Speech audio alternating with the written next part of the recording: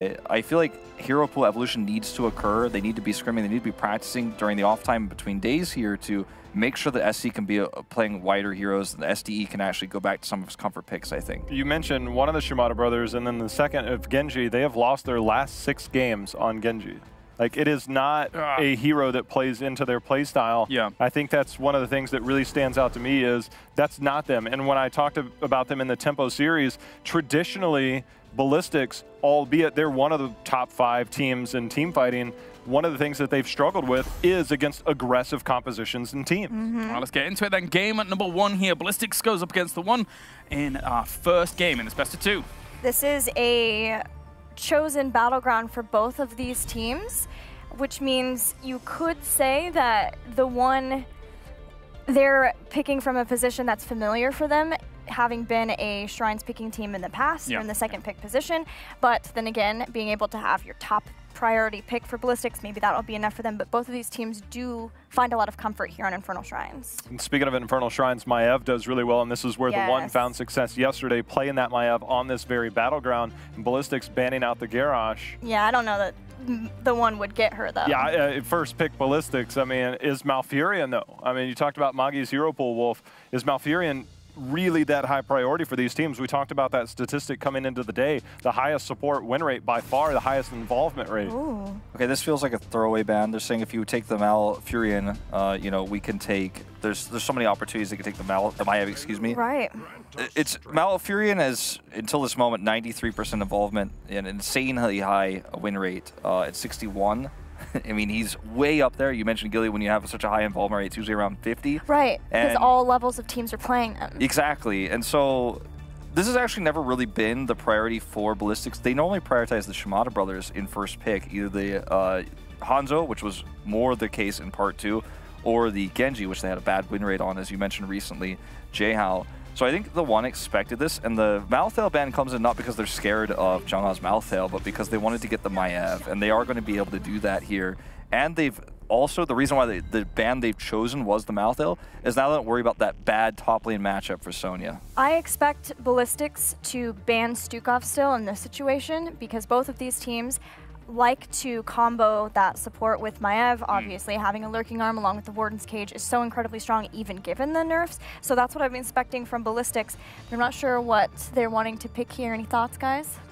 I mean, I think, again, the threat of Vala, I think at this point, when we look at the Korean region, where does it come into? Hanzo on this battleground, not particularly strong. I think we saw some evolution in builds that really allowed Hanzo to start to pick up his win rate towards the later part of the season. A lot of people were still going into scatter, but when you get that explosive arrow at level 4, really changing it up. So I don't know if they're willing to go that route. They are going to go that route.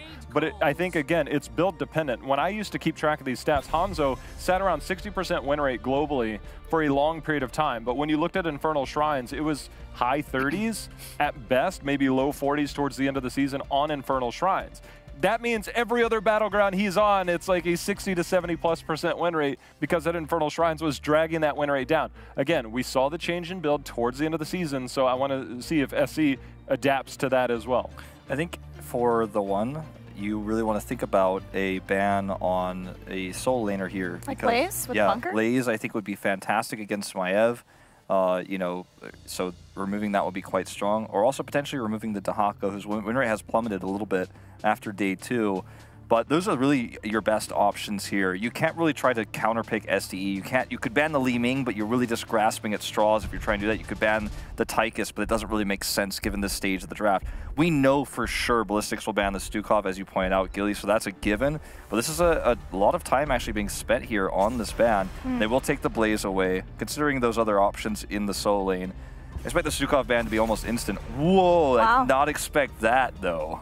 I didn't either. Alex Strasza on Infernal Shrine. Sure. Gilly, you and I know very, very well about how strong she is because she pushes so much into the objective. And if you have a lot of melee, you can empower those dives because they're going to be on top of each other once you hit level 10 to get the cleansing flames out. And then the Dragon Breath, everything that you're going to be getting from that Dragon Queen is going to be there complementing that aggressive style. It's not always instant. That's the scary part, is making sure that you can get through that. But they played that yesterday too, and along with the Maiev, so it is obviously a comfortable pairing. I mean, this is the same map we saw the Maiev, the Alexstrasza, the Kael'thas. And they beat Fnatic with it. And they did, and it was a different draft. Obviously, Fnatic was running the Genji, and they had some problems dealing with the Warden's cages, but I'm not really sold on the Alexstrasza draft. I think Fnatic was caught off guard by it a little bit, but I don't think the Ballistix will suffer the same fate. They will be able to draft the Li Ming to counter it just like we saw Fnatic do yesterday because it was not banned. They took the Blaze instead. Looks like that's the direction we're going here. That is full dive, Gilly. Okay, but SDE on Tychus, it's been talked about. It's his #1 most played hero by far. On this Battleground, does really, really well. He can deal with a lot of the damage, deal with a lot of the pressure of a front line, has a very high health pool, has that unstoppable technically when you hit the Odin, right? So you can make sure in case you get tethered, but also the armor and things like that. And plus it does really well either pushing with an objective, obtaining the objective, or defending the objective. And in all manners of speaking, I think if you're going to play Tychus in your SDE, there's no better Battleground. But an advantage of percentage-based damage isn't that amazing against this kind of lineup. I actually think Li Ming is the much stronger pick. It's the same pick that Fnatic went with. It's an old comfort for SDE, not as common for him this year. But I think that's the pick they're going to roll with, especially if they expect to see a Kael'thas come out in this final slot, which we can't actually say for certain that will be the case. But if they do go for that Kael'thas drop we've seen before, which feels like a trap to me as well for the one, it's like, we've seen this before yesterday. You can't assume that we're going to pick Kael'thas again here. I think that the better answer would be the Li Ming, but they go with the Tychus anyways. I think either one is plausible. It just depends what they're trying to focus on more. And with Leoric and Tychus, it's very clear that they want Shrine Clear, they want Wave Clear. They want to take advantage of the fact that the one is very teamfight focused. But let's see what the one can draft in this last spot. If it will be the Kael'thas as another way of trying to make sure that they have some Shrine and some Wave Clear. I really enjoy how my point not only got shut down once, but got shut down twice by bringing Leoric in for more percentage-based damage. Thanks very much, Ballistix. Well, the thing is, think about John Hall. Look at the bans. Malthael first ban, and then Sonya in that first rotation. That targets the front line. Then they went Blaze, which Wolf brought up. That would have been a perfect pick for Ballistix to control that front line, give your team that extra safety button. Then you start to look at Zhang Hao's hero pool. What comes after that? Leoric is the next one. Dahaka. Dahaka doesn't necessarily do well in this moment, and Leo can have moments where they can shut it down. Maybe even a chance for March of the Black King, but it's just... I just don't like beyond that, there's not much else. Arthas would have been the next pick, and Arthas, I think, would have been okay. That is a surprising Vala pick.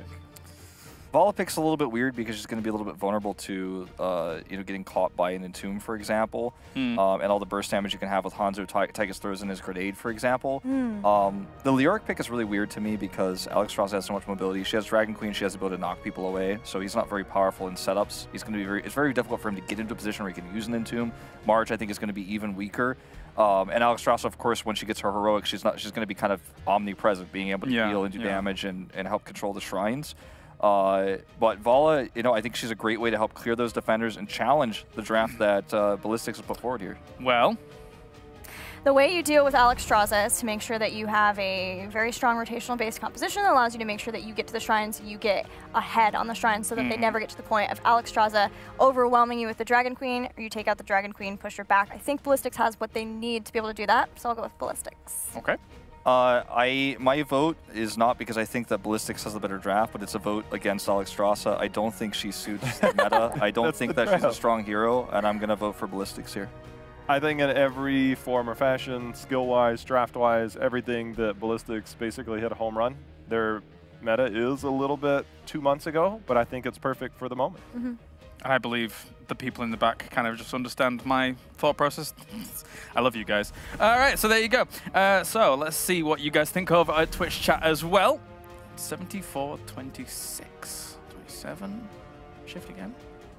A lot of Alexstrasza fans in the chat. Right, yeah, I guess so, yeah. A lot of haters on this desk. That's all right. Let's see what our commentators think as they're going to be tuning in with us. Oh, he already has his hand raised. No, I was just a part of the hater group. I was just joining in. I figured that was the case. When you go against dragons! It's not that I got a problem with dragons. I have a problem with not being able to choose the hero I want to heal when I want to heal him. That's an excellent point, and also the fact that Vala is squishy. Yeah, it's going to be a tough time. All right, well, enjoy the game, guys. Thanks very much, and we are getting ready for game number 1, the one. versus Ballistix. Very little faith, unfortunately, from our desk for TheOne, even after yesterday's games. I'll talk about it in a little bit, about Alex Strauss and some of the more detailed thoughts onto it here. But first, we got to introduce. Wow, words are hard. Introduce. Yeah, Ballistix here. Moggy's going to be on that Malfurion, SC playing Hanzo, Hooligan on that Johanna, Jungha playing Leoric, and Tychus played by SDE. And on the right-hand side, in the red trunks representing China, it is TheOne with Hugo on Sonya, Meng on Maiev, ZJZ playing Alex Strauss, Hehe on Tyrael, and Andre is bringing out the Valor. And so, obviously, with a lot of, kind of criticism thrown around about towards the Alex Strauss, I will say in this type of circumstance, I don't feel as, maybe negative about the selection that we saw from them in this game for TheOne. And the main reason for that is because I truly actually enjoy, as long as Leoric does not have an immediate one-shot within the Entomb, it's very difficult to be able to deal with that. A lot of the heroes on the composition of TheOne, if the Entomb is not led to a, Scatter Arrow Dragon Zero one-shot with that Tychus behind it, I think it's very easy that TheOne is able to turn around these team fights. And a lot of it has to do with Alex and that W. Entomb, though, you were talking about the one-shot burst potential after it. Hanzo, if he can get a Scatter Arrow into that Entomb, it could be incredible. And of course, if Malfurion decides to go for the Twilight Dream, which might not be so bad if Maiev is planning on going deep, they could really try and get those blow-ups on the Entomb. Yeah, with that in mind, Twilight Dream may be the go-to. Hold on, Meng finds himself at least a double tether here. Not got to have the follow-up CC. Rotational advantage, though, pretty significantly in favor of TheOne there. The fact they were able to pull Sonya, out of that top lane and not lose any experience. I like the fact that, again, I've said this time and time again, I'm very impressed with at least the rotational macro sense that we get out of the Chinese teams. Yeah, and they're able to try for some very aggressive ganks. This is what we've seen from them before. Not as many 5-man mercenary camp invades before level 4 as we actually do see in the Chinese region. But that's cool. They are adjusting, playing a little bit safer against the more defensive teams that we have here at the Mid-Season Brawl. Jungha, not too threatened there by any of the members with that Wraith Walk available. Going to go back to lane. Both teams are really kind of mirroring one another, but I will say the fact that that rotation onto the camp was started a little bit earlier with the double soak on the bottom half. TheOne here is very proactive with the decision-making they have so far. And again, not very, devastating, but typically when we have these kind of, one team is very much favored or at least feared, which is about every Korean team that has ever existed, we see teams play more reactionary. So I'm very impressed with at least the tempo set here for the first couple minutes. They're taking initiative, and it might work out for them, especially if they can catch someone from Ballistix off guard here. Leoric has been left pretty much alone in this top lane, but Sonya always, as you mentioned earlier, has made it down for XP. She will finally, she finally gets a little bit of XP here as she arrives late. Hehe, though, in trouble. Nice route, and that is first blood for Ballistix. Ballistix pulling ahead here. The camp will, only be a mere distraction for the members of Ballistix. And at this point in time, the biggest thing we got to be looking at is when the Shrine phase comes up, as we see 28 seconds out, what do these Shrine fights look like? And I can't help but feel like a lot of it's going to be a delay on the side of Ballistix until they see a misplay. Mainly either, I'm going to say it's between Vala, Maiev, or Alex, whether it be the heal misplacement, Maiev overextending, or Vala being too far out, and then immediate all-in with the root, initiation play there after the Johanna condemn. I can certainly see that, but the fact is, though, if they don't mess up, then their wombo is absolutely insane. If Maiev can really land those combos, a little help from Sonya as well, this could be deadly. However, look at the Shrine list. So fast from Ballistic here with that Scatter Arrow and Neil Peasants coming in for Leoric. I mean, they've got the OG Infernal Shrine strategy before they nerfed both Leo and Johanna onto the Shrine itself. They could one-shot this thing so very quickly. There we see the Alex heal go down, and now this is going to be a window of opportunity for the members of Ballistix after that attempted kind of initiation. Meng not pulling the trigger yet onto that tether, and keep in mind, TheOne has the Shaman camp on top pushing in their favor. SDE just shredded Meng here. Really nice positioning. Wasn't even a try to be punished. There's the tether, pulling them into the Strata heal for the beneficial fight, but Jungha just quickly Wraith walks out. Yeah, 31 skeletal defenders with the Dragon Queen available. TheOne's going to gain a lot of momentum, and keep in mind, if Ballistix lose this with that camp on top, they're losing on all fronts. 34. They move up. The tether going to land on to 3. Can Meng get the kill? First kill there for the members of TheOne. Andre pulling back. 37. They just need 3 more here. Ballistix get the Punisher, but they end up losing Leo. So many low members on the side of TheOne. They have to back away from this entire area now, thanks to that Punisher. But like you said, 2 kills in exchange for the Punisher. The question is, how much value can this Punisher get? How well can TheOne defend, considering how low Andre is and the fact that Meng has had to leave? I really like that early game start here for TheOne. With the fact that, again, they had that much pressure and that they were able to kind of bring that skirmish. That being said, Leoric is not a hero we look at and we go, have you thought about his early game potential? Other than percentile damage to a warrior, he really doesn't provide, you know, that much more. So I can't help but feel like Ballistix look at that and they go, there's not too much to worry about so far. We're going to scale, or not so much scale, but our composition, more so our heroes are, you know, a little bit more desirable as the game moves on. His clear speed, of course, is insane. Really helped Ballistix take that down. But like you said, team fight, they're not. He's not exactly one who you call out of, oh, they have Leoric. They're going to win early game team fights. Tether did end up landing there, but without having a CC warrior, it's very difficult for TheOne to really kind of get those early game picks we typically see paired with a Maiev. An excellent point, which is why, by the looks of it, we are seeing the speed boost, the exuberance, I think it's called, coming in from the Alexstrasza. Here's Tyrael, rooted. Eldritch Bite just in time. But the extra move speed from Alexstrasza, it looks like instead of trying to CC someone, their idea is literally just to chase and dive on them.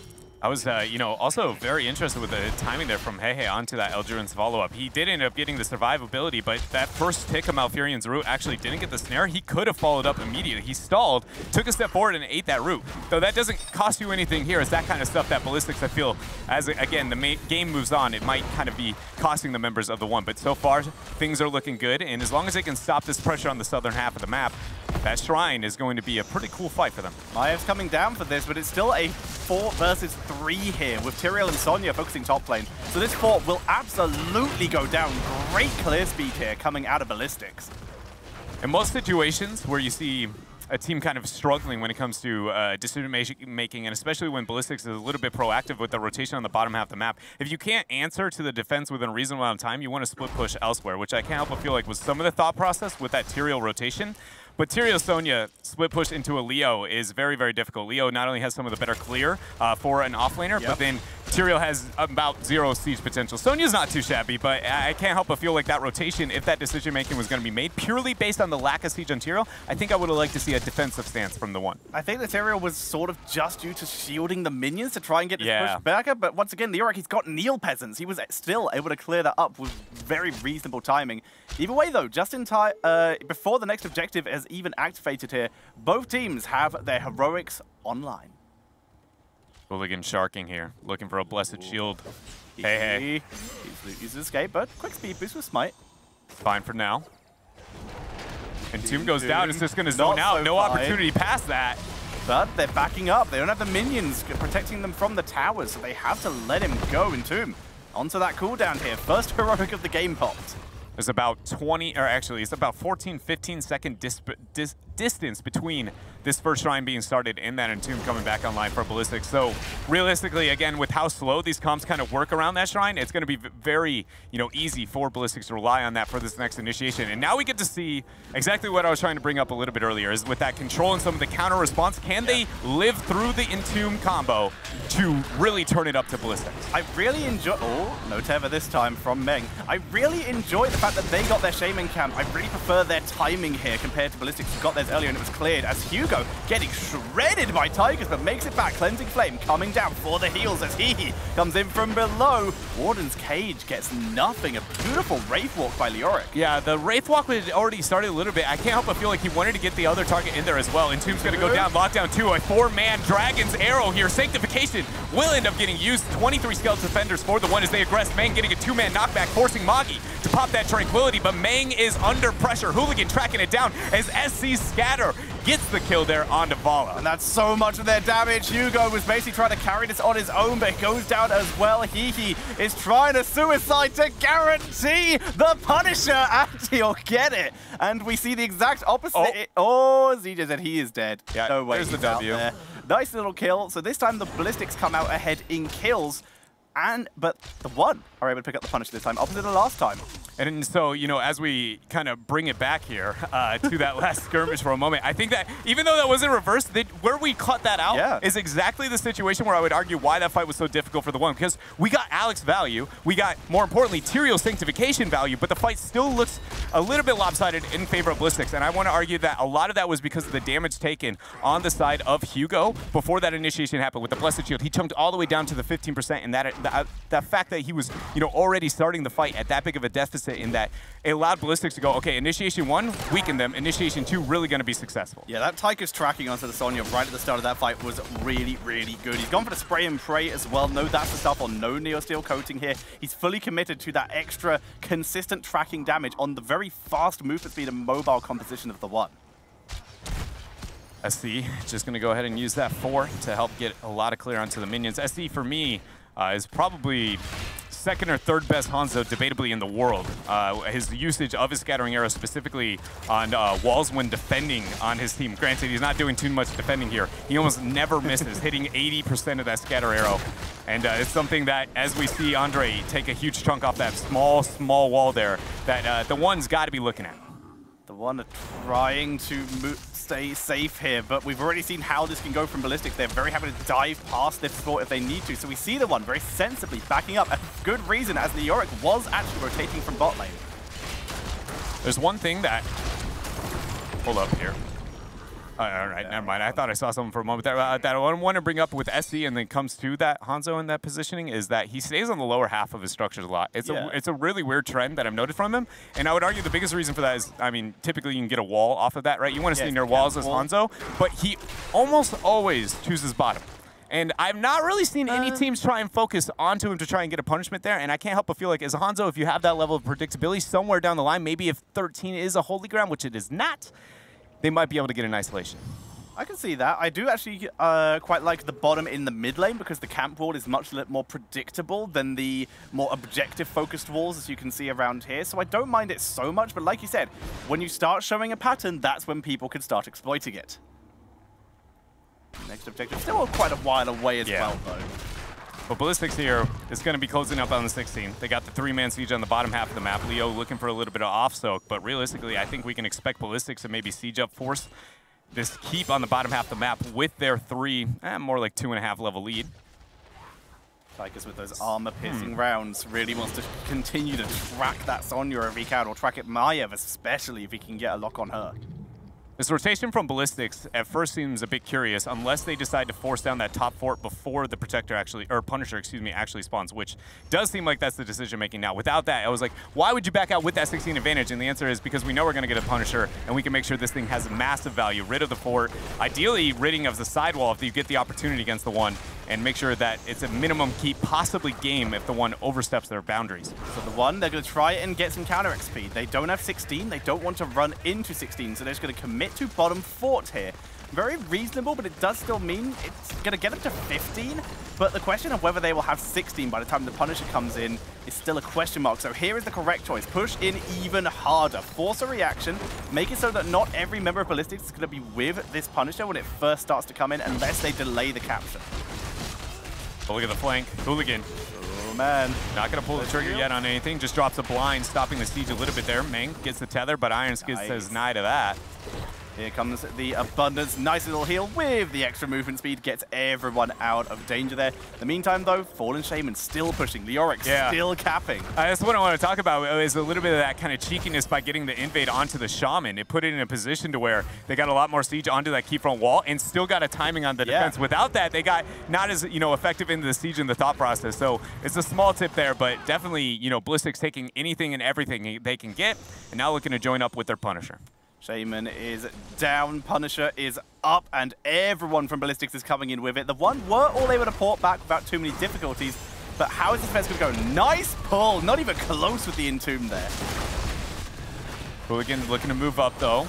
Zoning off from that Punisher. Nobody's getting too much damage into it from the side of the One. Leap 10 seconds out from it as this keep doesn't look like it's going to really, have that easy of a defense on the side of the One. They're about to get the 16. I'm surprised they're sitting so far back here dealing with this Punisher. Now Meng, he's looking to step up with the 16, but eats a ton of damage there with that Scatter Arrow. Blessed Shield comes out. Smite does give the mobility. Dragon's Arrow connects. A beautiful Cleansing Flame coming in. The Sanctification as they push through, but Hugo is getting bullied here, but the Warden's Cage, Malfurion stuck in that ice block, and the One are pushing forward for it, but so low. Andre taken out. Andre trying to get that kill on the SC, but he just went out a little bit too far. Meng says, I got you, boys. I'll get that lockdown. Getting the tether. Dragon Queen getting the knockback. Hey, getting the track down. And Ballistix is just getting dismantled here. Meng will be able to kite out. Jung Ha, after this Wraithwalk, has nothing left for escape. Will they get the dismount? No, he got his own mount denied by a minion. Can't chase. He's now going to chase down Muggy. Will get this kill. Actually, maybe won't get this kill. It's going to be close. He needs to Healing dodge the himself with the Moonfire. Root is good. Muggy's low. He's going to suicide for this.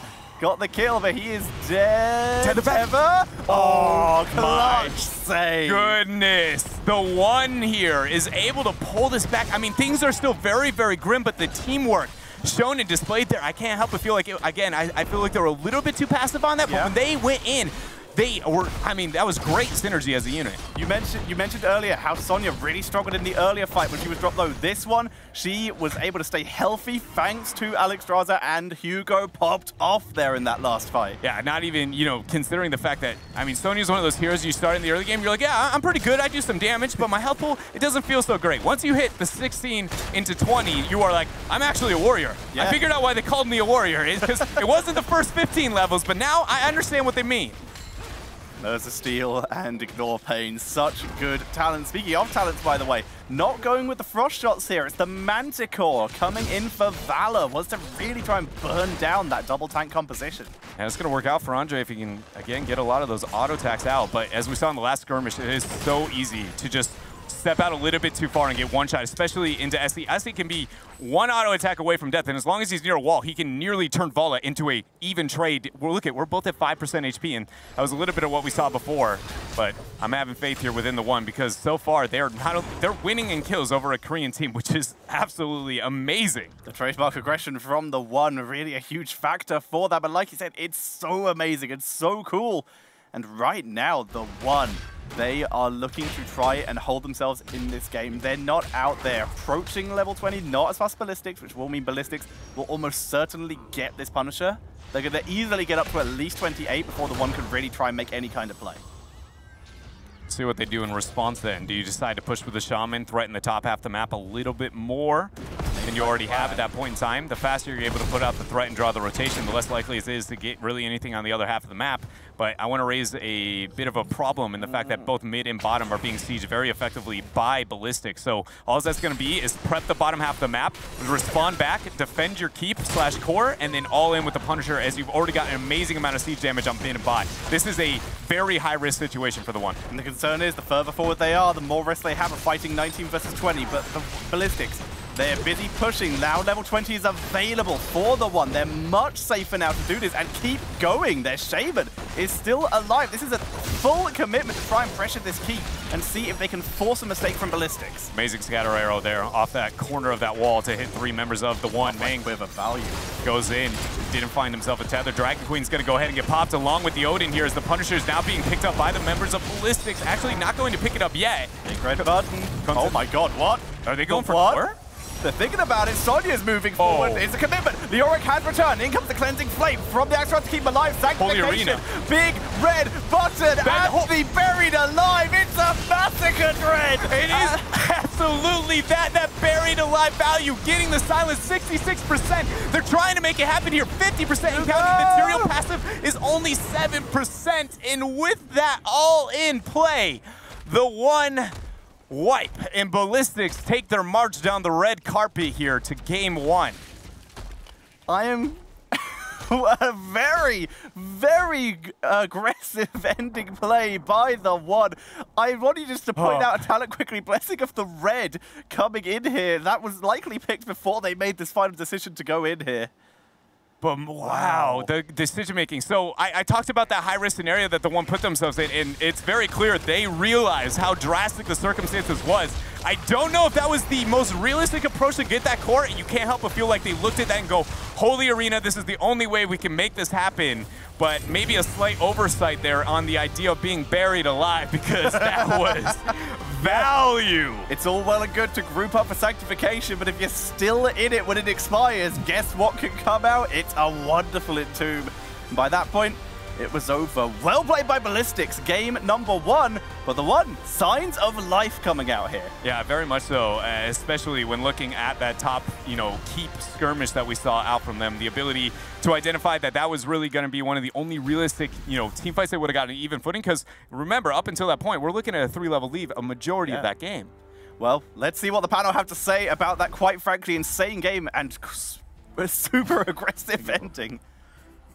Yeah, you're not wrong. Ballistix there, and they had those moments where, palm sweaty ballistic spaghetti, I guess. It was sometimes a bit of an odd spot for them to be in. But they do take the victory here in game number 1, Wolf. Good stuff. Yeah, I mean, I feel like for this event, Ballistix has some really questionable drafts. The hero pools have been a problem, but communication, I talked about it last time when they faced off against Tempo Storm, where they were defeated there. It's been an issue, and they've always lacked a really strong shot caller. And just watching some of these team fights, just listening to the comms, like I'm hearing Hooligan actually the loudest voice, which has never been the case before, one of the newest members of the squad.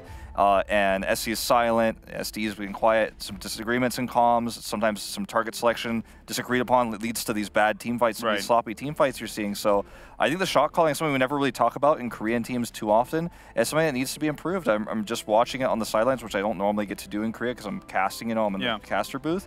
But to be able to sit next to them and hear comms, it's something that's a little bit concerning. Jay, I believe you do have replays to show us. Yeah, we're going to talk about one of those team fights, and we can just pause here because, there's a lot going on here, and a lot of it is simply due to the fact that they stayed around a little bit longer. You can see the Punisher health about expired here, and they're staying around for the keep. The other thing is that Odin is still up as we'll run it forward. So the keep goes down, but the whole time, I want to highlight this, right? So the Odin is up. Let's just pause right here. There's really no reason for Ballistix to stay around. They're on even talent tiers. There's not a whole lot they can make happen. But because they have Odin around and they know that they have a Johanna who should be safe, a lot of it feels okay. But the whole thing is that Maev has made so many plays. Meng in this game, and then also, oh, by the way, a gigantic dragon. So Meng is going to get healed up here in just a second. And then this is where the fight turns. And we just pause right now because that was the initiation with the dragon arrow. Things are supposed to be going in favor of Ballistix, but this is a long walk home. Meng is going to make some more plays now that he's healed up. But a lot of this on the front line, Andre and team are on full assault mode as the dragon is now going to support the dive as we run it forward. And now when this goes in, you can see a lot is happening, and we just pause right here. Instantly we go in. The Sanctification turns this fight. And then Meng, this is where Meng's time to shine is. We also have Hugo, who becomes a primary target. If you actually watch SC, we'll run it forward. This is a false confidence because you can see the shield goes out. Yeah. But if we run it back a second, a lot of these plays are very aggressive by Ballistix when they don't have the aggressive team fighting team. Because now all of a sudden you've got Meng putting down the huge cage here. You can see it locks down multiple people. The entire time, Meng just is getting Q resets over and over. Obviously, Andre's going to go down very aggressively, but Meng is going to continue to make plays, all supported by Wolf's favorite dragon here in Alex Straza. And then you're going to see the stars fall here because this is going to be Q reset after Q reset after Q reset. But the aggression, the team fighting. By the way, this ended up leading to all 5 members eventually going down on the side of Ballistix. But the fact that Ballistix overplayed their hand, like they had the Dragon Arrow. They initiated with the Dragon Arrow. They had the Odin, but they still forgot about the Dragon Queen. They forgot about Sanctification. And those are moments where you're literally going for a home run at that point. You are saying, I am here, I'm taking this fight, I'm going to try and win the game. And at 18 versus 16, that is very difficult to do. I feel they overplayed their hand. Despite the win, despite a lot of that, I feel like those are moments that shouldn't happen. And when they were backing off, there was a whole lot of confusion about, okay, Jungha is going to go back in because we're probably going to lose our support here. But regardless, I want to say that that is a prime position for where TheOne wants to be. They love to chase people down. They have Tyrael, those kinds of heroes that empower that a lot, even though they didn't pick Holy Ground for a second time with that, which I still would really like to see. But they do love to chase targets down. But I think it's safe to say that we need to stop counting out TheOne, at least on Infernal Shrines, to see if we can get more in the next one. And Ballistix is questionable. Yeah, I mean, I do like what you're saying with the Tyrael pick because the Sanctification